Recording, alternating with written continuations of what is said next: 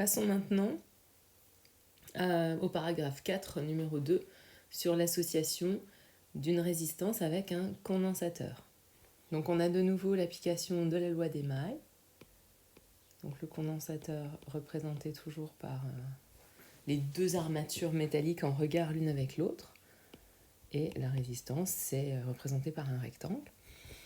Donc on a la tension U aux bornes du condensateur qui s'appelle UC, UR aux bornes de la résistance, et on s'intéresse à la fois à la tension U aux bornes de l'ensemble et à l'intensité I qui traverse l'ensemble de ces deux dipôles. Donc si on applique la loi d'Émaille, on va tout de suite l'appliquer au vecteur de Fresnel associé à UR et UC. Donc on pourra écrire que le vecteur U de la tension globale, c'est la somme du vecteur UL plus le vecteur UR. Comme les deux condensateurs et résistance sont traversés par le même courant I, donc je vous rappelle que c'est la loi des nœuds qui dit ça, on a le même courant à travers une même branche, puisqu'on ne rencontre pas de nœuds. Et donc, on pourra, quand on représente les vecteurs de Fresnel, donc sur l'axe horizontal, on va pouvoir représenter le vecteur I. Pour la résistance, c'est simple. La tension UR, je vais la représenter en bleu par exemple. La tension UR est dans la même direction, puisque pour une résistance, le déphasage entre U et I est nul. Et pour la tension aux bornes du condensateur, donc on va prendre un sens positif de rotation qui est dans le sens trigonométrique. Donc phi de U par rapport à I, cette fois est négatif pour le condensateur. Donc on représente la tension aux bornes du condensateur avec un angle moins pi sur 2 par rapport au sens positif choisi. Et donc il ne nous restera plus qu'à faire la somme de tout ça, donc on va le faire en noir. Donc UR plus UC, donc je pars du point de départ, je parcours UR, je lui ajoute UC,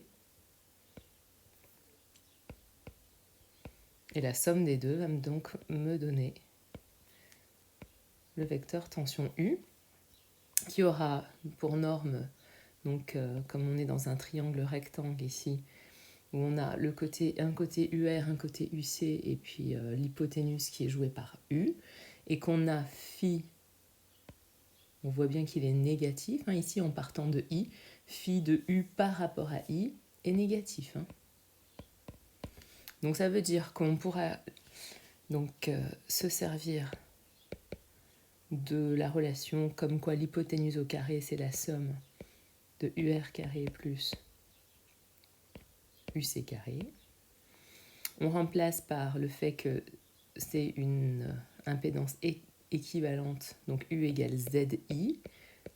On n'oublie pas de le porter au carré. Ça va faire RI carré plus, donc 1 sur C oméga, ça c'est la valeur de ZC, au carré fois I carré. On divise par I carré, et ça va nous donner que Z équivalent, ce sera racine carrée de R carré plus 1 sur C oméga, le tout au carré. C'est un C là, pas un L, puisqu'on est dans le cas d'un condensateur. Et puis de la même façon, en se servant des relations trigonométriques, tangente phi de U par rapport à I pour l'ensemble, ça va être côté opposé, c'est-à-dire RI, sur côté adjacent, qui est 1 sur C oméga I, 1 UR sur UC, et je divise par I, et il me reste R, C, oméga. Donc phi de U par rapport à I, c'est en fait tangente moins 1 de RC oméga. Donc ça c'était d'ailleurs le résultat qu'on a de l'autre côté. Et Du coup, on se rend compte que UR, attention, si on prend un axe positif, UR n'est pas dans le sens positif choisi, donc il ne faut pas oublier de mettre un moins devant. Et donc on a des moins là partout.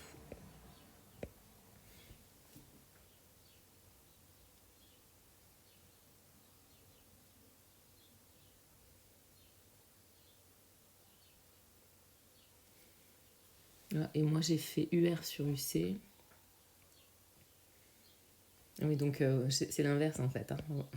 J'ai fait une erreur donc c'est pas UR sur UC, c'était bien UC, un tangent de phi, vous avez bien côté opposé, c'est UC, sur côté adjacent, c'est UR. Et donc voilà l'erreur de signe et l'erreur de 1 sur. Voilà, c'est corrigé. Donc je vous laisse essayer de le refaire chez vous en évitant de faire la même erreur que moi. Bon courage, restez bien chez vous et prenez soin de vous. À bientôt.